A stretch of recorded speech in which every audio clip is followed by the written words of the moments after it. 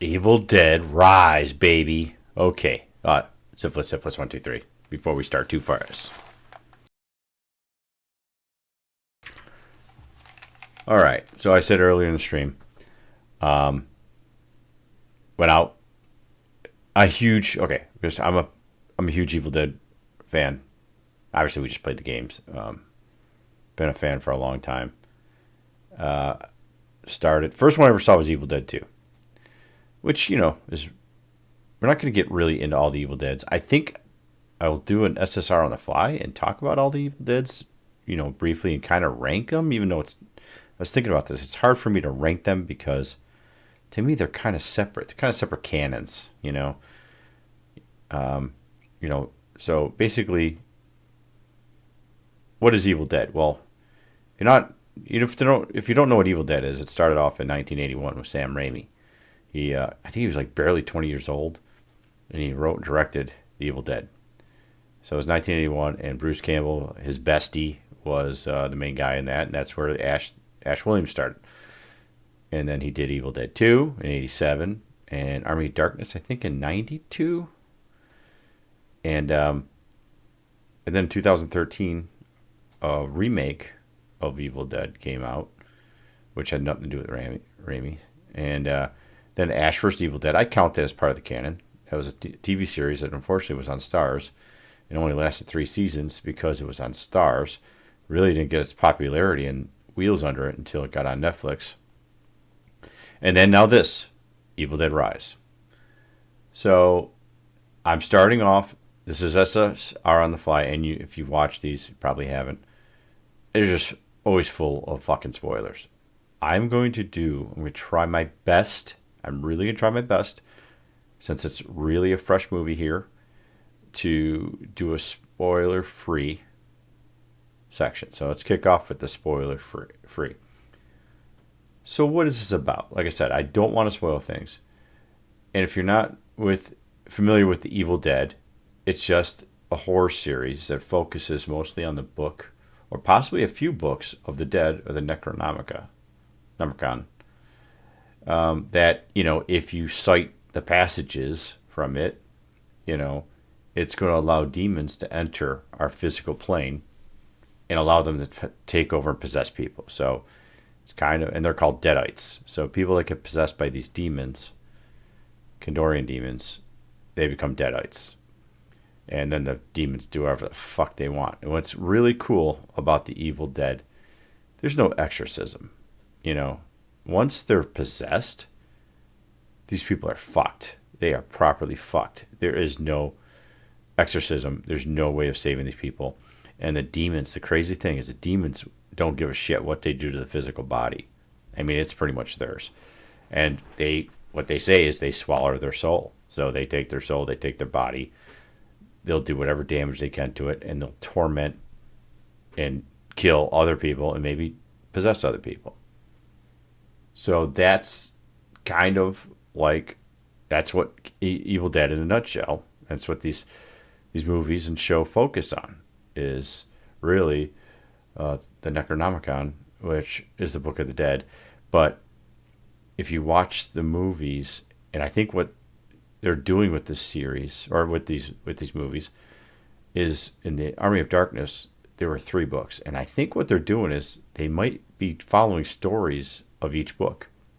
So the Necronomicon was really kind of the Ash thing, and it was in the Evil Dead remake of 2013.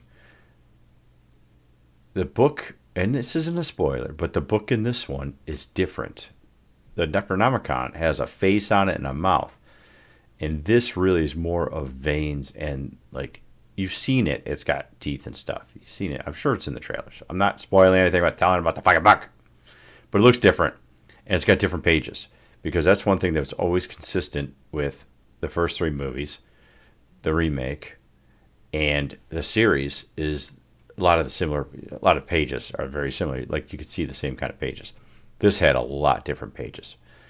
So, and what's great about the movies and the show, is that how the passages are read or cited, they always do it a little bit different. Some are similar and some aren't, but they always try to find up new ways to do it. So, again, I'm going to try not to spoil this in the beginning. So let's get into it. So what's happening here in this movie? Well, I'm going to try to remember the trailers, but basically, somehow it appears a Book of the Dead is found. It appears that the passages are somewhat red. And as you can see from the picture, and you've seen from the trailers, the demons get out and they possess the mom. I think the mom's name is Ellie. And she has 3 kids. Older boy, Danny. Middle child, don't remember. Young girl, Cassie. Ages, I don't know, 18, 15, and 9 or 10? Shit, I don't remember. They didn't show ID. I don't know how old the fucking kids are. Well, anyways, she's living in a high-rise apartment that happens to be being shut down, and they got 30 days to move out. And you find this all out because her sister, Ellie's sister, Beth, shows up out of nowhere. And, it's a high-rise in L.A., sorry. I don't know if that's really important, but anyways, it's in L.A., and Beth shows up unexpectedly because Beth has her own problems. And Beth seems she's a guitar technician or a groupie, but she doesn't like the groupie, so she tours. So she has that kind of lifestyle. Ellie is a tattoo artist. And I don't think the kids are employed. I don't think it's fucking important. Anyways. So, what's good? So back to that. Book kind of gets read. Demons come, possess Ellie, and just raise total fucking hell in this high-rise apartment complex. And so what's good about this? What's good about this is, I'm just going to lead off. The director, Lee Cronin, I've never heard of this guy, but the directing and some of the camera angles, and it was so well done. It was so well directed. He has a movie called The Hole in the Ground, which I heard about yesterday after I was looking him up. I got to go check that out. So I guess, he was interested in either kicking up Freddy or Evil Dead, and I think he met up with Sam and Bruce, and he wants to do Evil Dead. So he did Evil Dead, and my God, I hope he does more Evil Deads, because this movie just was so well done. It was so well directed. The scenery, the shots were just created the atmosphere. The movie's very dark. I mean, like, it takes the whole movie, pretty much the whole movie of the high rise, let's say, is all at night. And I don't know if this building it only has like 4 outlets per apartment, but there's like no fucking lighting on in these apartments. So the whole movie's really got this whole dark atmosphere. So everything is great. It just really adds to the atmosphere. The acting, and I'm really, the kids were good, and I think the girl that plays Cassie, Nestor, I forgot her name. She's not going to watch this, so I don't have to apologize to her. But the little girl, I think it was her first movie ever, and she did pretty decent for her first movie ever. She kind of reminded me a little bit of the Newt from Aliens. She kind of had that kind of, character and characteristics and personality. So I thought she did very well. I thought the other 2 kids did very well as well. But I think, and if you watch any other reviews, Alyssa Sutherland, who plays the mom, she was incredible. And I was reading things and hearing things today about how she, for months, would listen to this weird music. I don't know what kind of music it was, and would kind of awkwardly dance to it to build memory, muscle memory. And that's so she could move the way she did. All the movements in this movie, when she looks and you see her in the trailer, that's her. There's no CGI. There's no string. That's her. She's doing all that. She came up with all that. She was incredible. She was scary as fuck. She played the role so well. Kudos to her. And Lily Sullivan, who played Beth, she was very good. She's a protagonist in this, her sister. So Beth plays that role, and she was very good in this. I mean, and the movie had, you see it in the trailer. It just had so many good scenes and lines, scary lines, like, mommy's with the maggots now. That's how these demons work. They just mind F you, physically F you, and tear you to pieces. So they break you down in many, many ways. And that's what's so good about these Evil Dead possession movies. I really thought, and what's always good in these Evil Dead movies, and it doesn't get a lot of credit, and I forgot the individual that did this one, but the music in this was so well done. It just adds, so you've got the eerie darkness of the apartment, you have the possession shit going on. Oh, there was a blackout at times to even add more to it, and just the music and the sound effects were just incredible and just really added to the intensity of this movie, because that's what this movie was. It was a super high, intense, brutal movie. I mean, brutal everywhere. Physical scenes, damaging scenes, mental. I mean, it's just great. And what I really liked what Corin did with this, he stayed with the Sam Raimi formula. You felt like it stayed with Evil Dead. And I forgot the director who did 2013. They stayed with the same formula. But I know, and I've seen interviews, that Sam Raimi and Bruce Campbell are like, we're done with it. We did our thing. Let's give it to the youth. It's their time. Do something with it. And the youth, they just follow the same formula, either because they know it works and or respect for Raimi that he did with Evil Dead. Like I said, this isn't a sequel whatsoever. It's kind of a new story. But the way that it kind of follows, the recipe that Sam put together is awesome, because you still feel like it's part of the Evil Dead canon or franchise. It's not like someone made it and it's like its own entity. It's not like, that's where Halloween fell off. Halloween shit the crib because they just went with their own canons, and people were just taking it over and doing their own thing with it. And that's what happened with the last trilogy of Star Wars. I know that Star Wars is a fucking horror movie. I don't understand that. I'm not that stupid. I am stupid, but not that stupid. But you had a different director and writer, and they didn't blend together. So these Evil Dead series, this movie seems to flow, even though it's written and directed by a totally different individual. But the respect they have for the formula and they stick to it, it just really makes this work even more. And that is key for the Evil Dead fans, the Evil Dead nuts, or the Evil Deadites. I think they might be called. Actually, there might be something on Netflix about the Evil Dead fans. It's a documentary. I started watching it. I might go back and check that out again. So it's about the Evil Dead crazy nuts. Like I said, very, very intense moments. You actually see some of them and see that directors, in the trailer, I don't have it playing. You can go fucking YouTube that shit. You see where someone's got headphones on. That's Beth. And she's got headphones on. She can't hear. And Ellie, the mom, crawls through a fucking vent in the ceiling. And the way the camera shot of how Beth sees her in the window, the reflection of the glass, that's just a lot of how these scenes are done. There's just so many good scenes in this movie. Like I said, the movie gets really brutal. Not as brutal. I think 2013 was more brutal, but this movie does its fair share.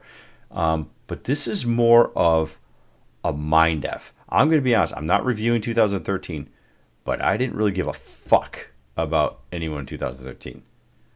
This is what is so different here. And what breaks, one thing it does break from, and it's a really good break from the mold, is the Evil Dead in 81, Evil Dead in 87, Evil Dead in 2013. Same cabin, same young adults, probably almost the same guy to woman. Well, Evil Dead 2 wasn't, but the Evil Dead and the Evil Dead remake 2013, same thing. I think it's 3 girls to 2 guys, So 2013 was almost an exact remake of 2000 or of 1981, but a little bit different premise of why they were there. This takes you out of the cabin. You're not in a cabin. You're not isolated in the woods. That's the one thing that is key about these Evil Dead movies is the isolation factor. Not Army of Darkness, not yet Ash vs. Evil Dead. Let's take that out of there. But the other ones, it's an isolation. So now you're in a high rise, but they still do the isolation, and they do it very well. Because, like I said, it makes sense. This isn't a spoiler, but there's not, they're on a certain floor of a high rise, and you have to watch the movie, and you figure out how they kind of get stuck there. So they kind of keep the isolation going. But what's crazy about this is you don't have your young adults partying it up in a cabin or whatever reason they're at the cabin.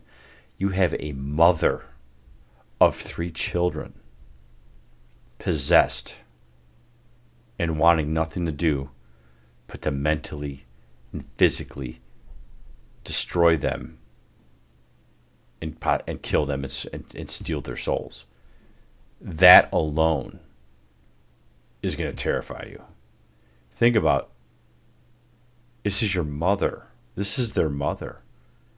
And, the way you see the trailer and you see what she says to them and how that's just a small taste of what happens in this movie. So that's terrifying alone. But then Lee Corbin in here, everything else, and the acting and the darkness of it, it just totally adds on to this movie. And another good thing about this is that Evil Dead fans, I think, are going to love this movie because it's for them. And I don't think you have to know. You don't have to know anything about Evil Dead. You really don't. You can come in totally off the boat, not know what the hell an Evil Dead is, and you don't miss it. This is great for any horror fan or anybody just as an interested in horror. So you don't. I think an Evil Dead fan and just a horror fan are going to enjoy this movie tremendously. And I think if you're just kind of lukewarm on horror, you might enjoy it as well. So it's really good. It's not just a franchise fanboy movie. It's a good effing horror movie. A couple more things that are really good about this movie. I really respect, again, Lee Cronin. Lee Cronin. I don't know why I said Corbin. I'm thinking something else. Cronin. He paid homage to the originals. There are some things, a few, but that's the great thing. Didn't overkill it. Didn't duplicate or retread the original. He didn't do that. But what he did was he did have certain parts in the movie. I'm not going to say any more on that. They'll be in the spoiler section. But he paid homage to the original. A little bit of campiness also to the originals. And that was great. It was just a very classy touch. And another really great part of this movie, and this sounds crazy, but the opening title or banner is probably one of the best opening title banners I've seen in a horror movie in a long time. So there's your good. I know, there's a lot. Let's get into the little bit of a bad. So, like I said, I apologize. For anyone that ever seen my reviews before, SSR is based on, I do a GBU. That's the good. I find the good, I find the bad, and the ugly finds me. My rating system is on the FUBAR scale. It's 1 to 5. A 1 is pretty much a near pristine movie, solid from start to finish, where all the way to a 5 equates to fucked up beyond all recognition. Bury the demon. Bury the demon. So you got that. That's my ratings, and I'll. It's kind of little to make it more simplified. When I give my FUBAR rating, I'll also kind of equate it to the best I can to a 1 through 10. Okay. Enough of that shit. Let's get back to the bads. Like I said, Evil Dead fans, they're used to the shit. They're gonna love this movie. This is like crack. They're gonna love this movie. Horror fans, most horror fans will love this movie. Evil Dead fans, though, hang on. The thing is, Evil Dead fans, and I'll get it more when I do a special, like I said, on Evil Dead on SSR, but there's a couple of movies in the show, there's a lot of campiness, and they become more of comedy horrors. There's Evil Dead fans that really like those. If you like those, and you really like the campiness and the Three Stooges antics, you're not going to get that here. This is not that. This is more on the lines of 1981 and 2013. So that might turn off a couple fans. Me, that's not a bad. That's a potential bad. Okay? I'm just throwing that out there. And it might not be the taste of all moviegoers, and maybe not all horror moviegoers. It might be a little too much, might be a little too intense. And that's the one thing, though. If you love jump scares, you're not going to get the jump scares. But Evil Dead is not a jump scare movie. It's not a jump scare franchise. That's your fucking Halloween and Freddy and Jason. That's your jump scare shit, okay? Evil Dead's not a jump scare. It's a different type of horror. And the amount of intensity, the amount of blood, some of the gore in it might turn off some fans. It's a possible bad. My one thing that might be bad, I mentioned as a good, but some people might consider as bad, is the movie's just dark. So, a lot of people kind of complain about movies that are too dark. Again, I thought it was fine, but I could see some people, most of the movies at night, and it's dark, and so that might be an issue. I don't know. Me, not. I'm just pointing out other potential bads. I didn't find a lot of bads with it. I'm pointing out other bads. Some fans might feel that it followed the formula too closely. I don't think so. That's a 2013, 2013 really followed the 1981 movie. This, like I said, does follow the formula to a bit, but with the new locale, new players in the game, it takes pieces but doesn't follow too closely. But some people might say, oh, it just followed it. No, they didn't take it. They didn't make a fresh idea. They kind of just retreaded it. But if it works, don't break it. That's my theory. That's a lot of people's theories. Let's see. Then now those were kind of bads that I'm pointing out that weren't really my bads but could be potential bads. Now my bads. There are some character backstories that they touch on a little bit or they touch on a lot. And to me, they just don't go anywhere. They're dead. I don't know the point of why they emphasize some of these character backstories. They seem to kind of just drop it or didn't. I don't know. It just was thrown in there and touched on a lot. More on that in the spoiler section. The other thing is I've heard people say the movie starts strong, then it goes to sleep, then it ends strong. I didn't really see that. I thought the movie had a good here, going back, bouncing back, I thought it had a very good pace. I thought the pace at the end, the final act, is probably my biggest bad of the movie. I had some issues with the final act, the final third of the movie, whatever you want to call it. To me, it kind of changed, the movie slightly changed identity. That's been bads before me in past reviews. Sometimes I have issues with movies that kind of change their identity or go to a totally different pace than what you're used to. It's like you're on a treadmill doing, at a 4 with a good pace, and all of a sudden someone comes over and punches it at fucking 8. And, you're trying to watch your favorite program or your something on your phone, and now you can't. You got to put it down because you got to keep running. I don't like that instant change of pace just because it's like, oh shit, we're in the final act. Let's move this thing. Let's spice this fucking thing up fast and let's get the people going. I think it's maybe it is good for some movies that do that, but I don't like where it kind of starts changing its identity a little bit. So I had there's some things I really had I thought there were some questionable things, some potential big holes in the final act. So that was probably my biggest bad, was that final act. The final act of the movie. More of that in the spoilers. Let's get to the uglies. You know what?